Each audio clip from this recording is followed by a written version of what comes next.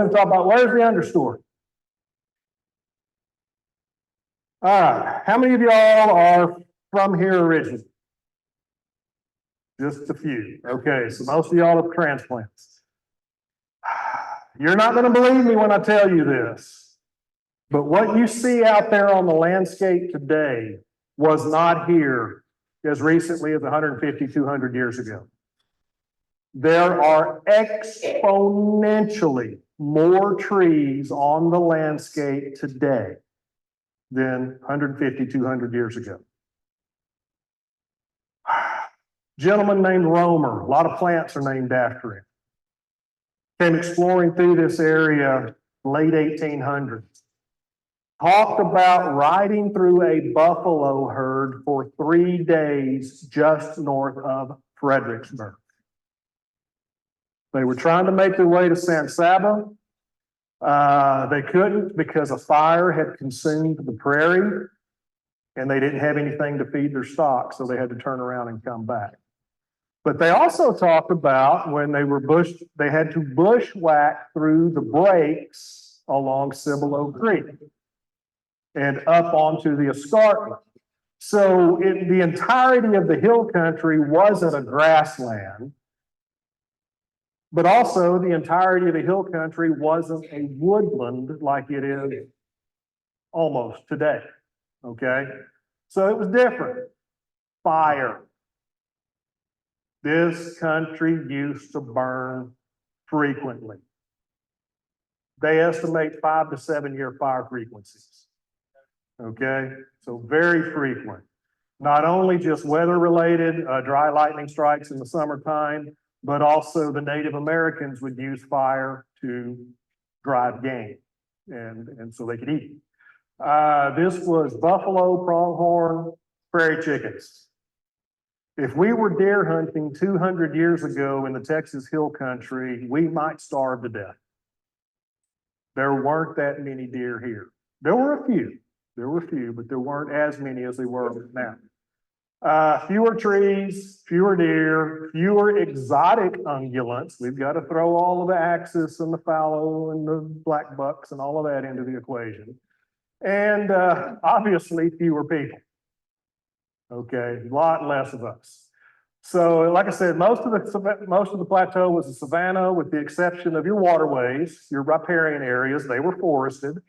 Your steep hillsides, they've always been covered in cedar and or juniper. I'm sorry, I forgot who I'm talking to. Native plant.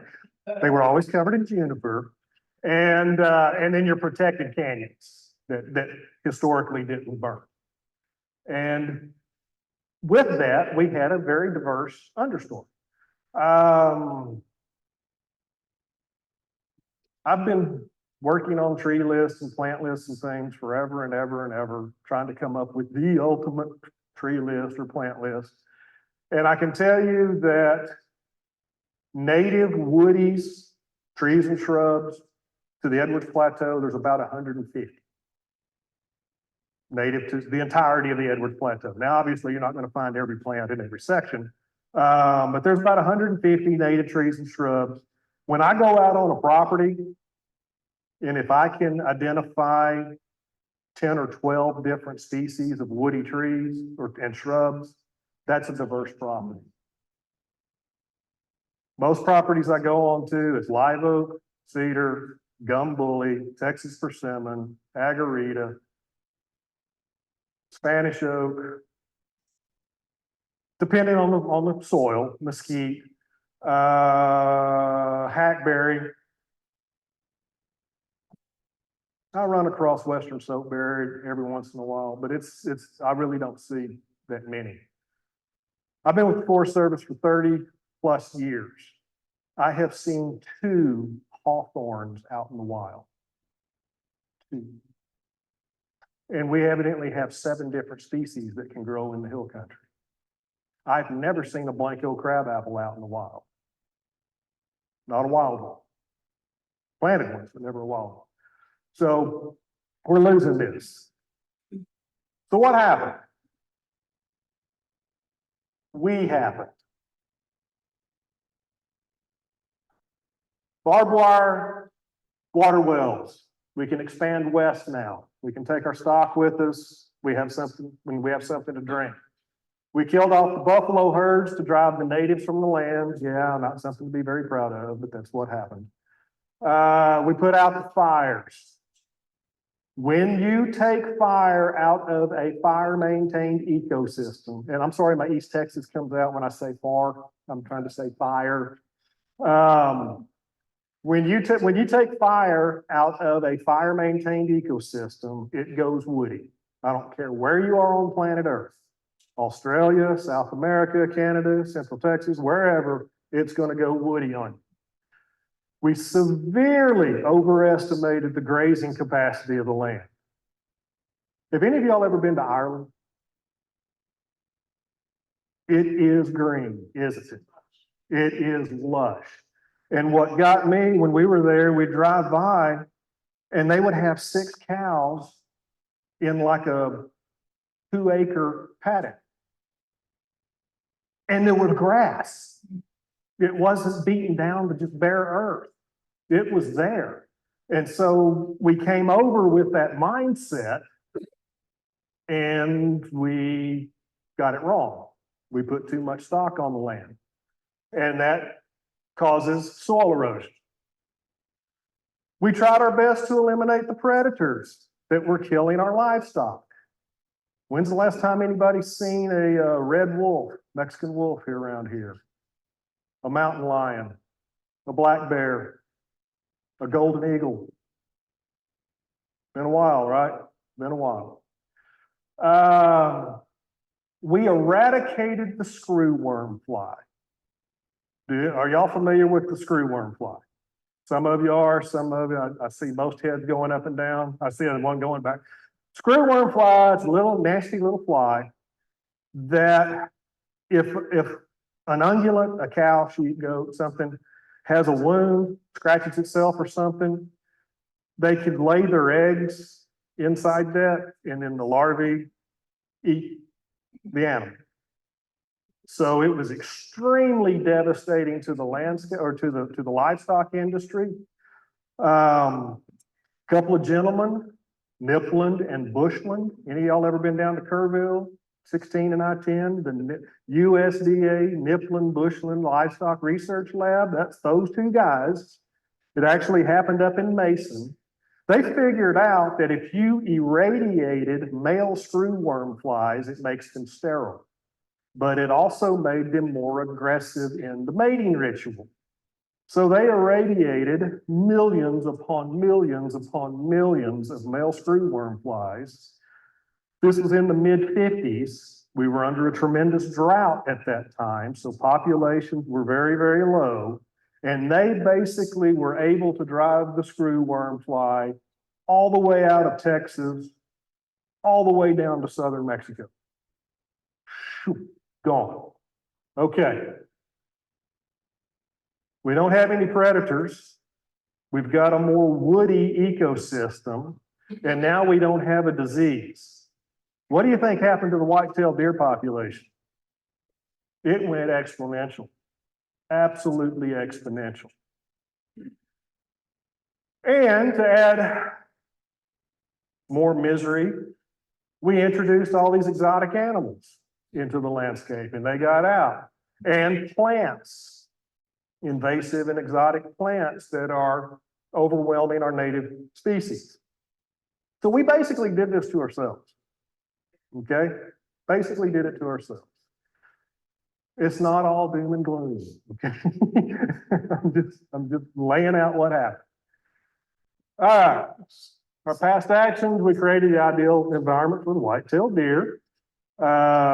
Overpopulation of these grazing animals have had a huge impact on the landscape and especially our understory. The thing is, deer don't eat grass. They can't, in very rare exceptions. They can't eat grass. They can't digest it. They don't have the proper bacteria in their gut. They are a ruminant. They are a 4-chambered stomach, but they just cannot digest it. So they eat forbs. Y'all know what forbs are, right? I don't have to explain that they're weeds. Okay, forbs. They eat browse. Browse is basically the foliage from woody plants. And they eat mass, which is the fruits and nuts from different plants. And they can graze to about 4 foot high. Most properties I go to in Central Texas, if I do this, I can see to the next county. Right? Unless it's a cedar break. Okay, but you can see to the next county. And because of this overbrowsing and overgrazing, we could lose species. We could absolutely lose species just because there's no regeneration. The deer don't give them a chance. Any of y'all have cherry trees on your property? Do you ever see any little babies underneath it? Any of y'all ever have Spanish oaks on your property? You ever see any little babies underneath them? Have you ever seen a little baby post oak? What do you see? You see agarita, persimmon, cedar. You see the things that the deer don't like to eat. Deer are like us. They have preferences. If there's an all-you-can-eat buffet and they've got rare prime rib on this end, and they've got cold bologna sandwiches on this end, most of us, not all of us, but most of us are going to start here and work our way that direction, correct? Deer do the same thing. And the livestock do the same exact thing. 5, why do we like park-like settings? What is it that we prune the trees up? And this goes back to when we're walking around on planet Earth with a rock tied to a stick, and we're not the top predator. This goes all the way, it's ingrained in our DNA that we want to be able to see and make sure a saber-toothed tiger is not going to jump out from behind there and eat me. I really, really think, I truly believe this. I know I sound like I'm nuts, but I truly believe this. It's just ingrained in it. Because what do we always do? We always prune our trees up. We keep the hedges and this and that. And we don't like wild. We like tame. Yeah, but I also like to be able to walk through. I understand, and I want to be able to mow the yard without knocking my hat off, and so everything gets pruned up to here. Exactly. I mean, that's just what we do. But we clear the understory because we just feel safer. We also do it because we're trying to reestablish the native grasses that have been depleted I'll be careful, for a long time. We're trying to increase water infiltration and improve water quality. Native grasses are what belong on the landscape out here. That's what was here historically. They've got huge fibrous root systems. They hold soil. They allow water to infiltrate into our groundwater supplies. They filter water as it comes down the hills and enters into the creeks. So grasses are great. And they are part of the understory. Part of the understory. We're trying to improve the growing conditions for our feature trees. We're removing excess competition. You know, I always get cedar suck all the water out of the ground. Everything growing on the landscape is sucking water out of the ground. And we have our straws stuck in it too, right? Okay. And we're reducing the risk of catastrophic wildfire by reducing our ladder fuels. When I was talking about earlier about this country used to burn pretty frequently, well, if you don't have a lot of brush, you don't have super hot fires. I know it's an oxymoron to say cool fire, but they were cool fires that came through. They consumed the grass. They consumed the little live oak sprouts that were popping up and the little cedars, and it just went through quickly. Okay? When you have all this brush plus these ladder fuels, you allow that ground fire to get up into the canopy of the tree, and now, Houston, we've got a problem. Just ask those poor people in Bastrop. 200-foot flame links, spot fires 2-3 miles away, yeah. We want to keep the fire on the ground. We don't want it up into the trees. So that's why we do these things. And we even recommend it. We recommend removing ladder fuels and making shaded fuel breaks and these types of things. But we also recommend creating islands. So if you want that thick brush and that understory and everything, just make sure your entire, it's not a contiguous fuel load on your property. Make islands. Break it up. Make a mosaic, okay? Also, wildlife prefer that as well.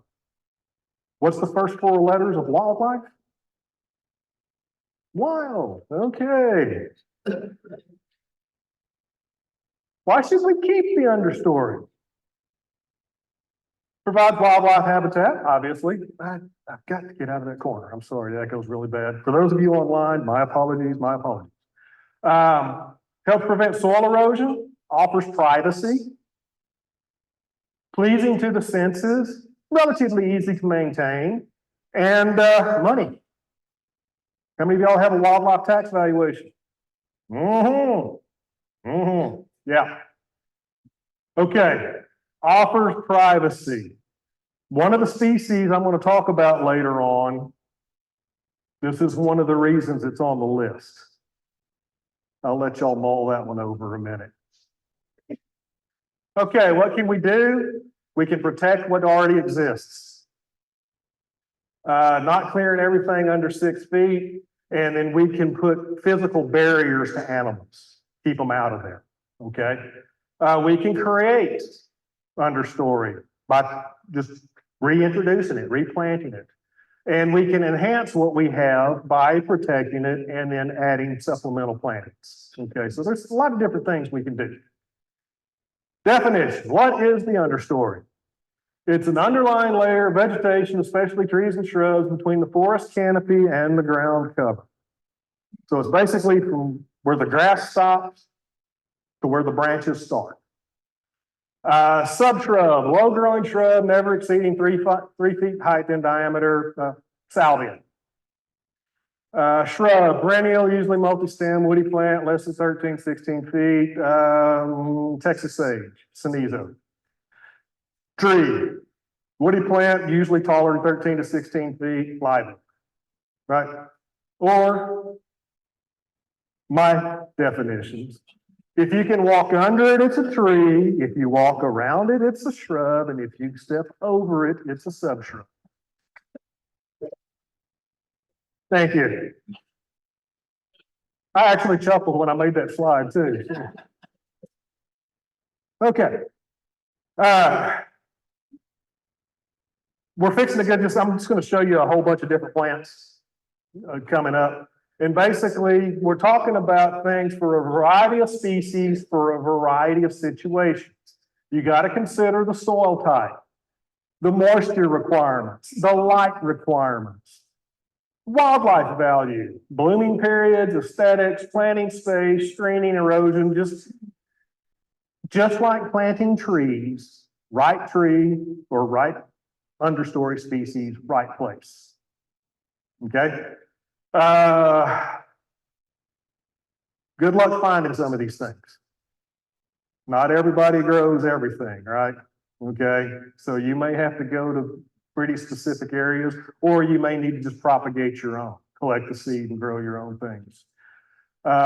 No plant is completely deer-proof.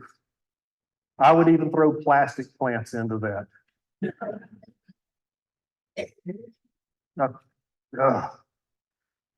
During the drought of 10 and 11, I had some agaves, great big agaves. They were sending pups up, and so I planted these pups in different places. They were pulling them out of the ground and eating roots off of them. They ate my lantanas. They ate my salvias. They ate my Copper Canyon daisy. The only thing they did not eat was mountain laurel and rosemary. Those were the only 2 things that I didn't find any browsing on.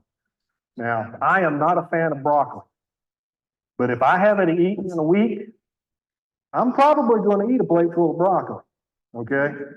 So when we're in bad times, like it is now, drought, we're going on 3 years now, going into our 3rd year of drought, at least where I live. If you pull up a drought monitor map right now, there is a big red circle right over on top of Comal County and Bear County and Bandera and Kerr and parts of Kimball and Travis and Williamson. We're still in extreme drought. You guys are actually doing pretty good comparatively. Comparatively. Lady Bird Johnson Wildflower Center, surely all of y'all are familiar with that website. And if you're not, you should be. There are fantastic lists, fantastic source of information, all kinds of stuff. And then as far as the taxonomy goes, I always use USDA NRCS plants database as my source for nomenclature. And names are constantly changing. Oh, it's a scientific name, it'll never change. Well, what it was is we have DNA technology now.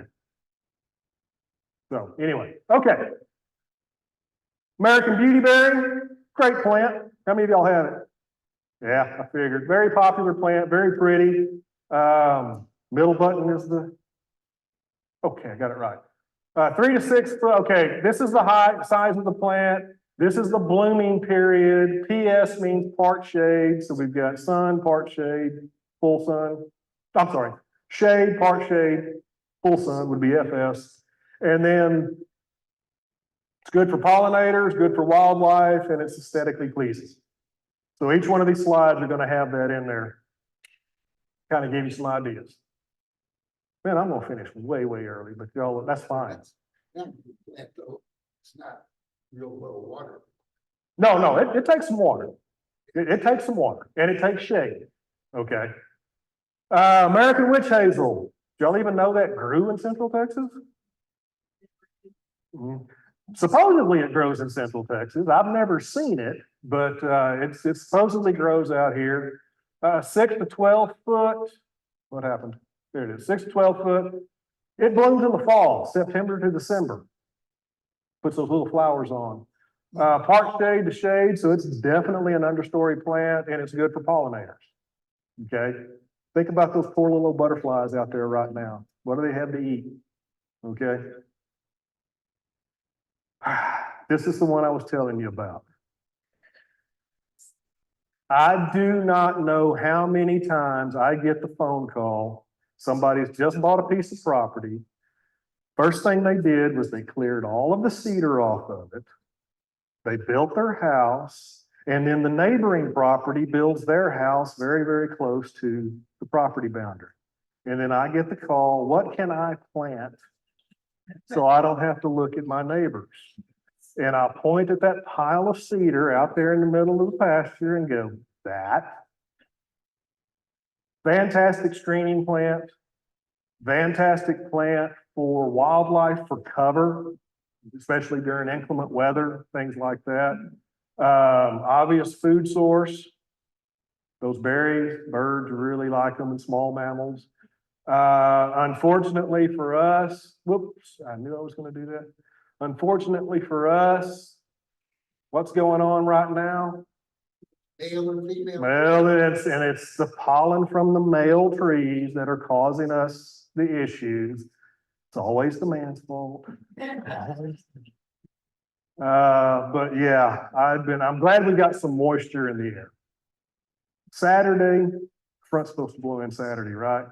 Saturday and Sunday, for those of us that suffer, take an extra Zyrtec or something. Yes. A small plant, if you're buying at the nursery, male can plant just. Not really. They have to be old enough to reproduce. Depends on the plant. I don't know. Honestly, I don't know. So I know where you're going. You're going for like with possum hawk, which will be here in a few minutes. I don't know how to tell. Just don't. Sorry. But yeah, good understory tree. Your barberries, your agarita, your Texas barberry. Y'all know the difference between the two? Okay, Agarita, let me see if I can do this again. Agarita's got 3 leaves. 1, 2, 3. Barberry has 7 to 9. The berries are edible. Any of y'all ever had agarita jelly? Good stuff. Or even just the agaritas by themselves, berries by themselves when they're good. Great for wildlife because not only is it a food source, but it's also cover. Okay, let's put ourselves in the shoes of a little lizard about this long running around, and there's that hawk up there. If I dive into that agarita bush, that hawk's not going to dive in there after me. Or if he does, he's only going to do it once. Okay, so great plant. And the flowers, very, very early flowering. It's one of the first ones to flower in the spring. Very, very fragrant too. It's a really nice plant. You just don't want to fall into one of them or prune one or anything like that. Carolina buckthorn. This is probably one of my favorite small trees. I don't know why. I just know it is. I really like the very dark green, deeply veined leaves. They're just really, really cool. They tend to grow in pretty tough conditions. I've seen a bunch of them out by the gyp mine. A bunch of them right along the road out by the gyp mine. Not in the gyp mine, but on either side of the gyp mine. But they're, very hardy. They make a little black fruit that I'm sure animals eat. Yes. Could you mention which one of these are especially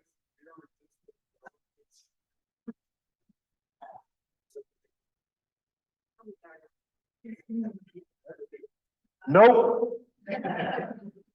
Nope. Yeah. Yeah. I've seen deer browse agarita. Nope. Remind me, just raise your hand and I'll try to think. Those trees don't grow once I have it. Nice, straight, tall. They can. Yeah, they're nice. Still have green leaves. Yeah, some of them do. Some of them do. Cenizo, Texas sage. Yep. I've never seen them eat this. It is native to the southern part of the Edwards Plateau. People plant it all over the place up here. It does great. I'm finding out kind of the hard way in my property. You better want one, or you better want multiple ones if you plant one, because they're going to pop up all over the place, which I don't mind. It's fine. Pollinators, wildlife, screening. I guess you could say evergreen-ish. It holds its leaves for a long, long time. So, and I've even seen hedges of this where they actually do it like boxwoods or something, and it's pretty attractive. Not that we would want to do that. Just saying. It's okay. Chili pekin. Pretty plant, very hardy, does very well out here. Who's not from Texas? Where are you from? San Diego. Okay. Some of y'all don't eat the fruits. It is edible. They are edible, but however, if you want to peel a couple of layers off of your tongue, throw a mouthful of these in and go for it. I've even heard rumor that wild turkeys that graze or browse on the berries, that you can even pick up the heat in the turkey meat. I don't know if that's true or not. I don't even know scientifically how that even happens, but I've heard it more than once that do not eat a wild turkey that's been in the chili pekins.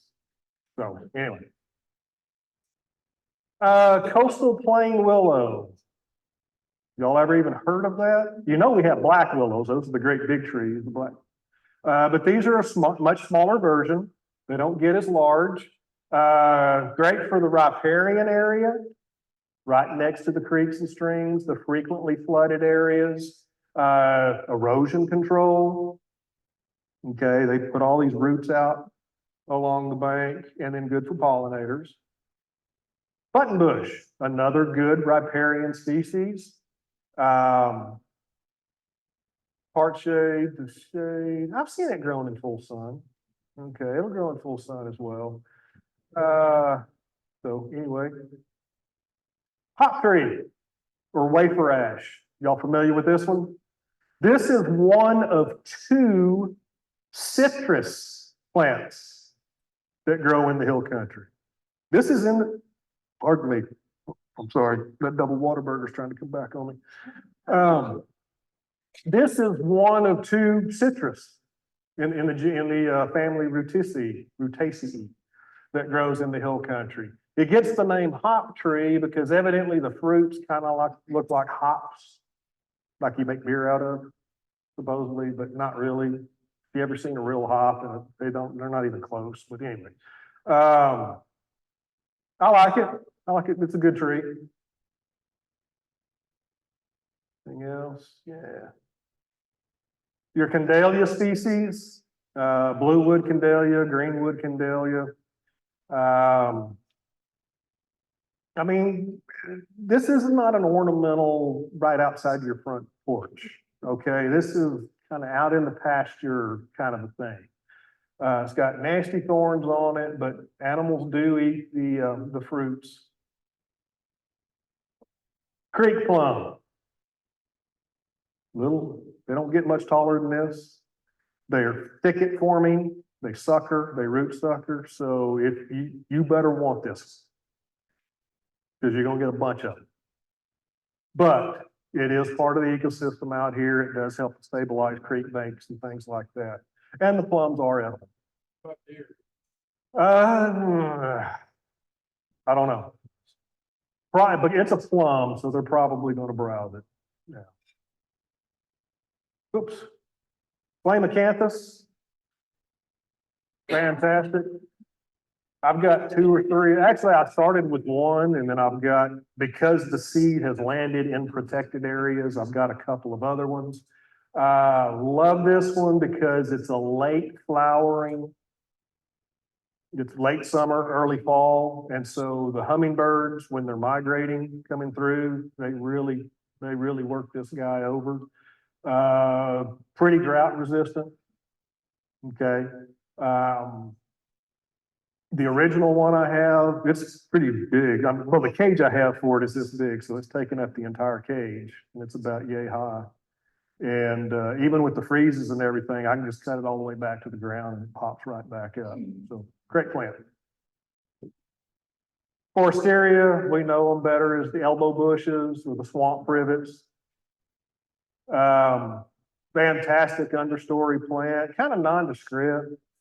Flowers very, I think this is the first one that puts flowers on of the shrubs in Central Texas. Kind of nondescript. It does make some blueberries on it. Deer, yeah, they probably browse it when they're hungry. You know, it's probably not preferred. Now I was out at Bamberger Ranch and they were talking about, this is one of those you better want it. I haven't had that experience with this plant. It seems to do just fine. Hawthorns, like I said, there's 6 or 7 different species of hawthorns that grow out here, supposedly grow out here in the hill country. I've only seen, I'm sorry, I lied to you earlier. I've seen 3, and all 3 of them were on the same property in Blanco County. Gets the name hawthorn for a reason. This one's cockspur hawthorn, great big giant thorns on it. It's in the rose family. They're pretty. Most of them are going to have, I think all of them have white flowers, but then it depends on what time of year they and where they're located. There's Tracy hawthorn, Texas hawthorn, green hawthorn, downy hawthorn, cockspur hawthorn, and I can't think of the other 2, but there's another couple of them. Silk tassel. Y'all familiar with this one? Okay. It's, you can identify this one. It's evergreen and it's got an opposite leaf arrangement. So the leaves are attached directly across from each other. Pretty thick, leathery leaves. It doesn't get real super tall, tends to be multi-stem. So this is one of those, if you need something kind of like a screening plant, like a low screening plant, this would probably be a good choice. It's a very low water requirement. Oh, yeah. During that polar vortex. Oh, yeah. Got down to one, it leaves never. They've got antifreeze in them or something. I don't know what it is. I have a secret location where I collect golden ball, evergreen sumac, Mexican silk tassel, Mexican buckeye, and a couple of other species. And just like he's talking, it's a very, very rough, arid locale. I'm not divulging because I know half of you out here is gonna go out there and steal my stuff. Well, small birds use them at Yep. night. Oh, yeah. Oh, yeah. Decent weather. Oh, yeah. I haven't seen deer browse this. I think it's too tough and leathery. I don't know, or just unpalatable, but and now I'm not saying they don't. I have not seen browsing damage on Mexican silk tassel when I see it out there. Rosebush, Ziziphus obtusifolia. I love that scientific name. I don't know why. It's a cool name. Big thorns, little leaves, pretty flowers, makes a fruit. Again, wildlife plant, pollinators. Mexican buckeye. This is another one of my favorites. I just think they're cool. I go fishing every year up above Lake Buchanan, not Colorado Bend State Park, but the Sulphur Springs Park just above that. These things are growing right out of the rock on those steep cliffs. Right out of the rock. I mean, they do fantastic. And then that cool seed pod, that 3 capsuled seed pod is just so cool. This is not a true buckeye. It gets the name Mexican buckeye because the little seeds look like little tiny buckeyes. But this is an opposite leaf or an alternate leaf arrangement, and it's a compound leaf where buckeyes, it's also a compound leaf, it's a palmately compound leaf, but it's opposite leaf arrangement. Not even the same plant, okay, not even close. But I love these guys, and they're very easy. They're very easy to propagate. Just scratch that seed with a file, drop it in some water, let it kind of imbibe, almost like a pinto bean. It'll go. It'll go. Mimosa, we have different ones, fragrant mimosa, Texas mimosa. Texas mimosa is this one that's got the yellow flowers. And then the fragrant and pink mimosa have the pink flowers, little ping pong ball sized flowers, very fragrant. They do have little cat claws on them, okay? So they kind of try to grab a hold of you when you walk by, but not nearly as bad as cat claw. I can't walk within 10 feet of a cat claw and not bleed. This one, I can actually get up close personal to it, so it's not too bad. Possum haw, this goes back to the male, female. The females this is one of a few plants in Central Texas where the sexes are on different individuals. We call that dioecious, meaning 2 houses. There's a male house and a female house. Where most plants are both sexes on the same plant. They have both male and female flowers. And we call that monoecious, 1 house. Y'all heard those terms before? Okay, that's what they mean. So if you're getting a possum haw, most people want the females because they got the pretty berries on them in the wintertime. Prickly ash. This is the other citrus that grows in Central Texas. Toothache tree, tickle tongue, goes by lime prickly ash, Texas Hercules club, goes by a bunch of different names.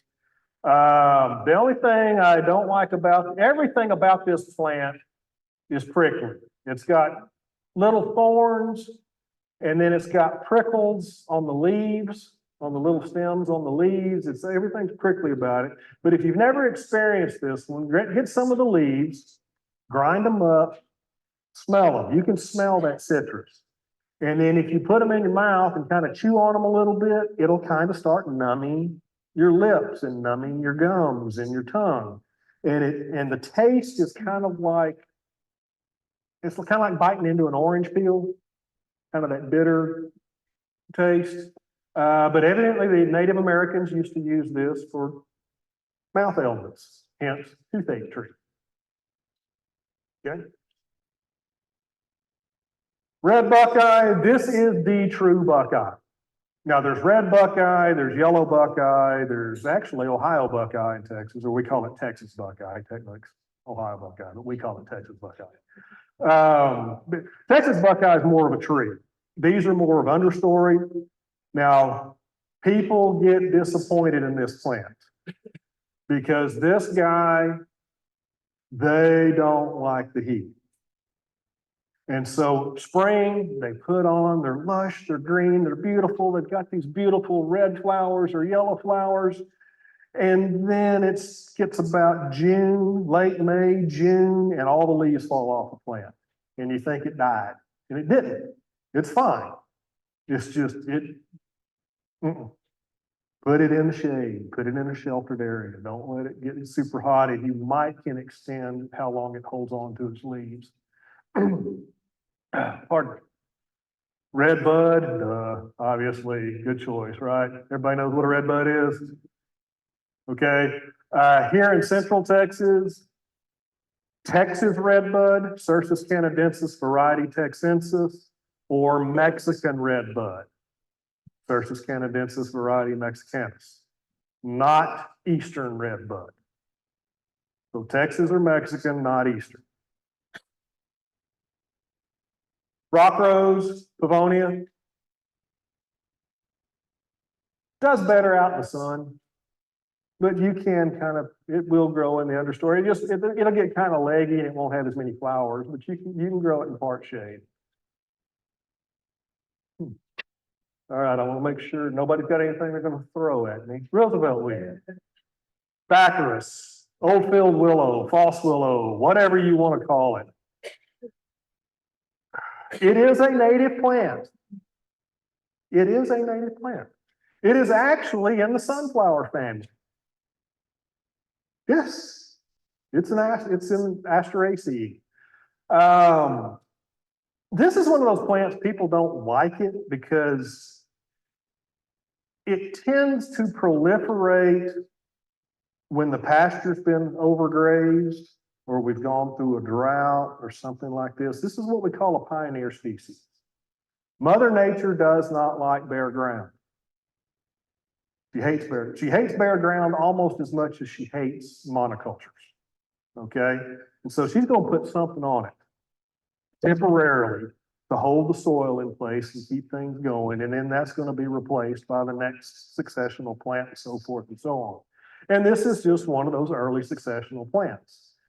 Now, I read somewhere that, okay, these are the flowers, and then those flowers turn into kind of puffy seeds that are carried on the wind. All right, kind of like a dandelion, not really, but kind of like that. And then I read somewhere, they said, oh yeah, but it's fantastic for hummingbirds like it because they use that material to make their nests. Well, guess what? Hummingbirds are gone when this thing is seeding. Right? Okay. But it does have flowers later in the year. And so it's good for pollinators, especially, butterflies and things that are still hanging around right now. Poverty weed, elf-hill willow, Baccharis, it goes by a bunch of different names. Yeah. Roughleaf dogwood. I like it, but you better want it. This one does root sprout prolifically. On the end of my house, I've got a Carolina buckthorn, a mountain laurel, a Mexican buckeye, and a roughleaf dogwood. And the roughleaf dogwood, I try to maintain it as 4 stems.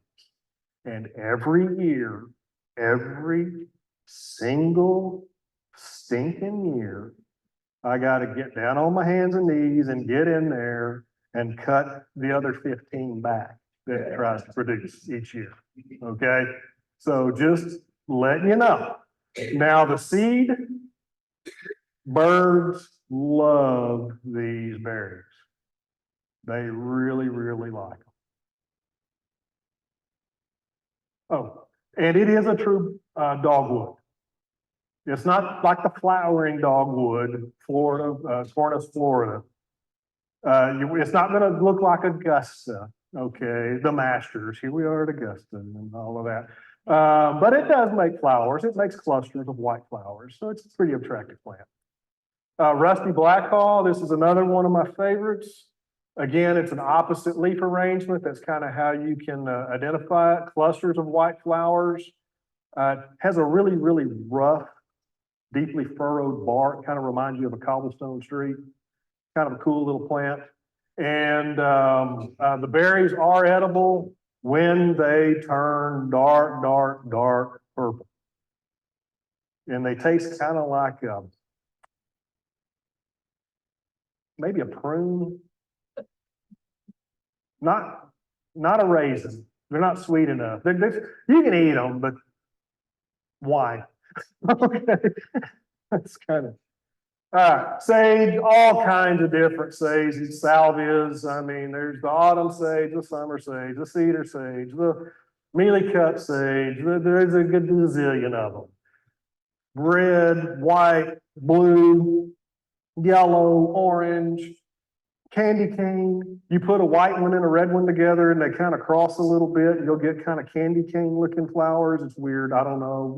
But anyway, they do good. And I could go on and on about sage, but I like it. One of my favorites. Butterflies, hummingbirds, yes.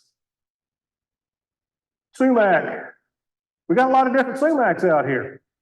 We're pretty familiar with the flame leaf sumac, right? One that gets up kind of tall, turns bright red or yellow or orange in the fall. We have evergreen sumac. It flowers very late in the year. Very late. I was collecting evergreen sumac just before Christmas, the seeds, okay? So it's fantastic for a fall pollinating insects. We also have aromatic sumac. We have skunk bush sumac. Yes, if you crush the leaves up, it does smell like a skunk, kind of. But, and they're little short things. They tend to be pretty small. Where the evergreen sumac, I've got evergreen sumacs on my property that big around. I lost one in February of 21 that was that big around. But 10 feet tall. Yeah. Texas kidney wood, another one of my very, very favorite plants, especially for butterflies and things like that. I just think it's cool. It's very light foliage, cool little flower spikes, grows in a variety of sites. It can grow on the tough sites, the real dry, rocky areas. I need to do more research on why it's called kidney wood. I think Native Americans use, I'd have to do some research. I'm not gonna lie to you, so Google. Okay, here we go. Lantana, yeah, does great. Now the Texas lantana, the native one is the orange and yellow. And then we've got all the different hybrids, the yellow and pink and all the other different ones, but they do fine. Mountain laurel, you can't talk about understory or small shrubs without mountain laurel. Flowers smell like grape Kool-Aid. The kids call it the hot bean tree because they open up the seed pods, rub the bean on the concrete and burn each other with them. They do. I'm just telling you, they do.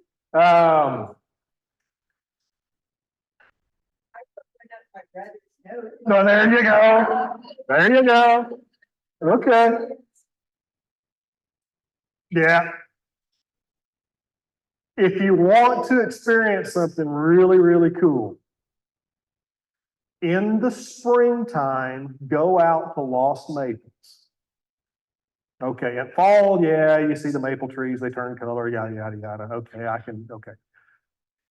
In the spring, go out, climb up, so you go down the river, the Maple Trail, you come up and over the top, and then you come back down by the ponds. As you're climbing up top and you get up top, when they're in full bloom, it just slaps you in the face, that odor, that smell, that aroma. It just wham. And as you walk across the trail and before you start to come down once you get over the top and come down, I don't know if it's still there or not. It's been several years since I've been out there in the spring, but there's one to the right, big one, that's got white flowers. Now, I don't know if it's still there or not. It's been, geez, my daughter was like a teenager. I'm a granddad now, so it's been a while since we've been out there. So, but it's cool. But everybody wants to go in the fall to see the flower, see the color. Go in the spring. Yes. You mentioned these are extremely deer resistant. Yes. Often plants from seed about 15 years ago. 2 years ago, they had finally got big enough to put on beautiful blooms. The name buck shredder was. Yeah. Well, but here's the thing about the deer, and we didn't really, you got to protect the plants from the deer for two reasons. Being eaten, and then in the fall, the bucks rubbing on it. Okay. And so you got to, once they're big enough to where they're not going to be eaten, you may consider just putting protection around them starting about October and then pull it off in January, December, January. Well, neither the deer or cows will eat it because the leaves are nuts. I Yeah. can't remember. Yeah, it's unpalatable. Yeah, poison, except for the little black caterpillars that wear them out. Anyway, Texas persimmon, this is one of those plants, you either love it or you hate it. Okay, it does make edible fruits. They're full of seeds. They taste kind of like a mealy prune. Again, you can eat them. I don't know why, but you can if you want to. Very nondescript flowers. You really got to be looking for the flowers. And this is one, there's males and females. So the females will have the fruits, males won't. And I've seen some pretty big persimmons. Where our office used to be in Kerrville, we had one outside our office, the trunk was that big around, and we thought we had a big one. So we checked the big tree registry. Oh man, it's gotta be a champion. It's gonna be a champion. Wasn't even close. Wasn't even close. Turk's cap. I like it. It does attract hummingbirds, butterflies, all those things, but it is a garden thug. It will take over. It will, and again, it does have an edible fruit. You ever buy a red, delicious apple from the grocery store that just has nothing? It's just, you bite it, I mean, it's not even juicy. You just bite into it and it's just nothing. That's what the fruit tastes like. Okay. White brush, again, another one that a lot of people want to get rid of it. They hate it. I don't know why. Great pollinator plant. It's also called bee brush. Yes, ma'am. Favorite plant. It smells. Smells great and everything, but I mean, it depends on what some people are producers. They're trying to grow grass. It chokes out the grass. So it depends on what your priorities are. Shin oak, white shin oak. Sprouts like crazy. The deer really wear this out. Okay. Y'all heard of the black cap vireo? The endangered bird. Well, it's not endangered anymore. Now it's just threatened. I think that's right. The thing about that little bird is it likes to nest from here down. And a deer can eat from here down. So what happened was one of the big reasons was the overpopulation of deer. They just didn't have any nesting habitat. And a lot of folks, what they started doing is they'd come into these shin oaks and they would cut them down and stimulate them to sprout like crazy. Okay. And then evidently, whatever they did, it's successful. Wild petunias, ruelias, The native one, the purple flowered one, the pink ones will get everywhere. I don't know what it is. We had a few of the pink ones. And I don't know, do they shoot their seeds or something? Because they're growing down here and I've got hanging plants up here and I'm getting pink petunias growing out of them. I don't know how it was happening, but, good plant.